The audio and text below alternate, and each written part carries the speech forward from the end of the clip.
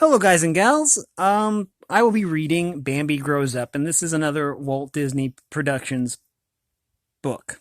It's a little golden book, maybe, or some kind of book. I don't know. There's nice little pictures here. There's the discard envelope. I think that this is repeated in the back, which is fine. This is a by Random House book club edition. New York. Bambi and his mom. I guess this is prior to the emotionally scarring event that everyone who's watched Bambi knows about. So, anyways. Okay, it says, Thumper the rabbit ran into the clearing. It's happened, he shouted. The new prince has been born. Oh, so we're starting at the very beginning, apparently. The new prince has been born, cried the owl from his perch in an old tree stump. Or on the old tree stump. Words don't fail me now. Where is he? Quick, we must all go see him. Oh, wow, there's all kinds of animals there. A raccoon and chipmunk, a frog, all kinds of birds. Even a quail, looks like. Okay. Follow me, shouted Thumper. And then there go all of the animals. Pity there isn't a fox. Oh well. With a flapping of wings and a pounding of furry paws, the animals chased after Thumper. Quick as the wind, they rushed through the woods to see the newborn prince. Okay. Deep in the thicket, the animals found the baby prince, lying close to his mother. The little spotted fawn stared at them with big, curious eyes. In the original story, I believe that he was, I want to say he was a roe deer, or he was a different species of deer. They went with whitetail because they thought it would be more popular, I believe. Oh, yeah, okay. I already read that. Pheasants and quail and all kinds of animals. Then slowly he stretched his front legs and started to get up. But his legs wobbled and slid out from underneath of him. Oh, that's cute. The baby prince fell flat on his stomach. A little wobbly, isn't he? Thumper asked the fawn's mother. He doesn't look like much of a prince. Oh, much like a prince, rather. What are you going to call him? I think I'll call him Bambi, said the mother. The fawn stood up again. This time he stayed on his feet. His mother looked at him proudly. Okay. Soon summer came and Bambi was big enough to go walking with his mother. His legs were longer now and stronger. As Bambi and his mother walked under the tall trees, the fawn looked all around him. I really like the background. The art in this book is amazing. Before long, Bambi came to the green meadow. There he found Thumper playing with his sisters. Come, Bambi, shouted Thumper. Hop over this log with me. It doesn't look like that went too well. Bambi tried hard to hop over the log, but he tripped and fell flat on his chin. I think you need some hopping lessons, said Thumper. Don't worry, you'll soon learn how to do it. Okay. That's an iconic image right there, I think. Basically, anytime you see a Bambi merch, you'll see Bambi with a butterfly on his tail. Okay, it says, Thumper took Bambi to a field covered with flowers. Something black and white. I think I'm running out of power. Yeah, I am. Okay. Please hold just a second. I need to plug in. Sorry to break the magic. There we go. Didn't realize I was going to be recording so much today. Apologies. Thumper took Bambi to a field covered with flowers. Something black and white stuck its nose out from the midst of the blossoms. Is this a flower too? Asked Bambi. A flower? I should say not, said Thumper. That's a skunk.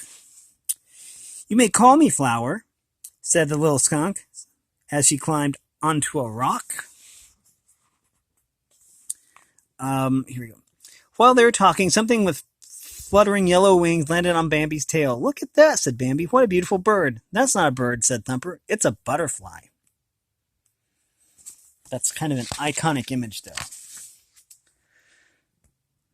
Bambi was so happy that he started to run. Suddenly, he came to a pond. Bambi stared curiously into the water. He could see another fawn down there.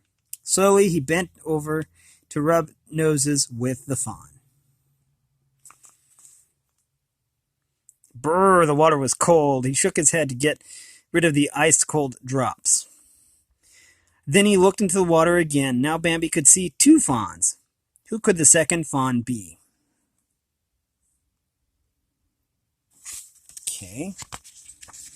I believe I know the answer to that. Yeah, I do. The second fawn was standing right beside him. She stuck out a leg and shook it at Bambi. Then she said, "Hi, my name is Faline." The friendly little prince went up to Faline and they rubbed noses. That is so cute.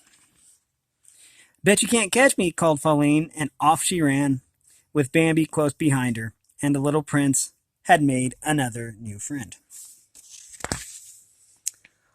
The days passed quickly and autumn came. Bambi went for a walk out on the hilltop with his mother. The air was chilly and the leaves had turned red and orange. "Winter is on the way," said Bambi's mother. "Soon there will be no more leaves on the trees and hunters will come." Foreboding. Okay. Up there. Then Bambi saw a strange and wonderful sight. On the highest mountain peak stood a great big stag. The stag had huge antlers that spread out from both sides of his head. He stood there staring at Bambi. "Who is that?" asked Bambi. "And why is he staring at me?" "He is your father," answered Bambi's mother. He is very brave and very wise. Of all the deer in the forest, no one has lived half so long, and that's why he's called the Great Prince of the Forest." Uh-oh. Oh, it's going to go over this, isn't it? Oh, crap. Suddenly, Bambi heard a loud bang. Birds flew by, crying out in warning. Squirrels, skunks, rabbits, and other animals rushed past. Yep.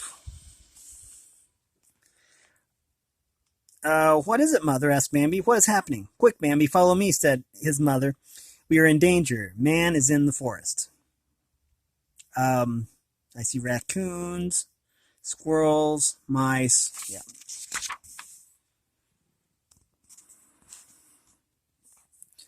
Okay. Safe in a hiding place in the thicket, Bambi lay close to his mother. Neither of them moved. Neither of them made a sound. Just beyond the thicket stood two hunters with their guns. "When man comes into the forest, you must always hide," warned Bambi's mother. "We are all in danger when man is nearby." Okay. One very cold morning, Bambi was walking with his mother. The ground was covered with a cold, fine white powder. "Mother, what is this white stuff?" asked Bambi. "It is snow," said his mother. "Winter has come at last." Flying bird. Oh. "Hi there, Bambi," said Thumper. "What do you think of the pond now?" Bambi stared at the frozen pond.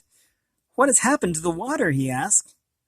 It has a cover over it." "That is ice," said Thumper. "It's strong enough to walk on. Follow me." Bambi followed Thumper onto the ice. His front feet slipped one way, his back feet slipped another way. "Getting wobbly again, aren't you?" said Thumper. Okay. The little rabbit grabbed Bambi's hind legs and tried to help him get to his feet. "Ice is slippery," said Bambi, "especially if you have hooves." I mean, rabbits, they don't slip because they've got, like, padding on their feet. Hooves, though, that's different. Time passed and the snow disappeared. It was spring again. Bambi was growing bigger.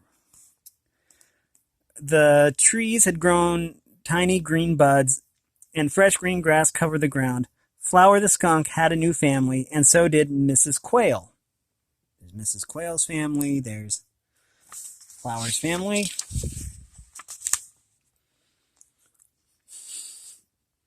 Bambi walked down to the pond to see if the ice was still frozen. There sat Thumper on a hollow log. Bambi lowered his head and looked into the water. I see a deer down there in the water, he called to Thumper. It's a buck with antlers. The buck with antlers is you, Bambi, said Thumper. You have been growing up during the winter. Yep. Okay. Oh, we meet Rono. Okay. Bambi was so proud of his new antlers that he went off to show them to Feline. But Feline had met another young buck. Hi, Bambi, she said. This is Rono. Rono? I don't remember how you pronounce that. Bambi was furious. Why was this strange deer in his part of the forest? Then, without any warning, Rono lowered his horns and charged at Bambi. But Bambi stood up on his hind feet and struck at Rono with his hooves. He pushed Rono down the bank into the river. Oh, the poor deer got all covered in water. He has a little leaf hanging from his antler. That's cute. Then Bambi came back to Feline, and he looks a little bit upset. Proudly, Bambi led Feline out into the meadow. As he looked up at the mountain peak, he saw his father looking down at him. The old stag, the great prince of the forest, stared at Bambi with admiring eyes. The young prince had proved himself to be a brave son. Bambi had grown up. Okay, they really muted the sad part of the story, which is good, considering this is a children's book. You don't want those to be too depressing. Wait a minute. I was going to check real quick. This is, of course, copyright to Disney. Copyright 1979 by the Walt Disney Corporation. I just wanted to check. But yeah, that was Bambi Grows Up, and this is, of course, copyright to Disney. All the characters in the book are copyright to Disney. And that will do it for this reading. I hope everyone appreciated this book as much as I did. If you like this book and the way I read it, then make sure that you like and that you subscribe and that you read a description for all the information. As always, I appreciate all the support, and thanks for watching, everyone. Have a great day.